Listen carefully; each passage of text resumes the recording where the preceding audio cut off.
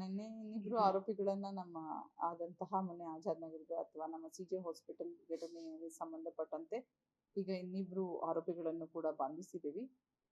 ಅವರಲ್ಲಿ ಒಬ್ರು ಹಮ್ಜಾ ಅಂತ ಹೇಳಿ, ಇನ್ನೊಬ್ರು ಹುಸೇನಿ ಅಂತ ಹೇಳಿ. ಈಗಾಗಲೇ ಅವ್ರಿಗೆ ನ್ಯಾಯಾಂಗ ಬಂಧನಕ್ಕೆ ಕೂಡ ಅವ್ರಿಗೆ ಕಳಿಸ್ಕೊಡ್ತೇವೆ. ಟೋಟಲ್ ಆಗಿ ಈಗ ಇದುವರೆಗೆ 6 ಜನರನ್ನ ಬಂಧಿಸಿದ್ದೀವಿ. ಯಾರಿಗೆ ಅದ್ರ ಬಗ್ಗೆ ಎಲ್ಲ ಈಗ ಪರಿಶೀಲನೆ ಮಾಡಿ ತೆರಿತೀವಿ ರೌಡಿ ಶೀಟ್ ಅನ್ನು ಕೂಡ.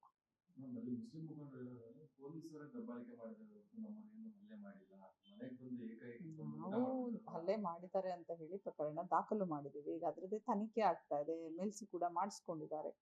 ಸೊ ಈ ಪ್ರಕರಣ ಈಗ ತನಿಖಾ ಹಂತದಲ್ಲಿದೆ. ಏನಾಗಿದೆ ಅವ್ರ ಮೇಲೆ ಹಲ್ಲೆ ಆಗಿರೋದು ನಿಜ ಇದೆ, ಹಾಗಾಗಿ ಅದರ ಸಂಬಂಧ ಪ್ರಕರಣ ದಾಖಲು ಮಾಡಿದ್ದೇವೆ.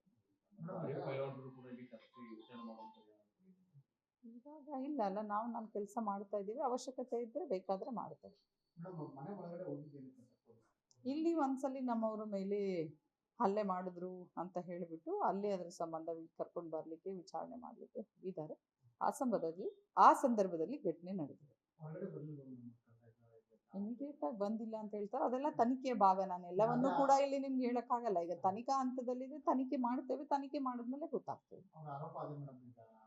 ಅವರು ಆರೋಪ ಮಾಡ್ತಾರೆ. ನಮ್ದೇನಿದೆ ನಾವು ತನಿಖೆ ಮಾಡ್ತೇವೆ. ತನಿಖೆ ಆದ್ಮೇಲೆ ನಿಷ್ಪಕ್ಷಪಾತವಾದ ತನಿಖೆ ನಡೀತದೆ. ತನಿಖೆ ಆದ್ಮೇಲೆ ನಾವು ಅಂತಿಮ ವರದಿಯನ್ನು ಕೊಡ್ತೇವೆ. ಅಲ್ಲ, FIR ಅಲ್ಲಿ ಟೋಟಲಿ 10 ಜನ ಇದ್ದಾರೆ. ನಾವು CCTVಯನ್ನೆಲ್ಲ ತಗೊಂಡು ವೆರಿಫೈ ಮಾಡ್ತಾ ಇದ್ದೇವೆ. ಅದ್ರ ಮೇಲೆ ನಾವು ಫೈನಲ್ ಮಾಡ್ತೇವೆ. ಟೋಟಲ್ ಆಗಿ 6 ಜನನ್ನ ಬಂಧಿಸಿದ್ದೇವೆ.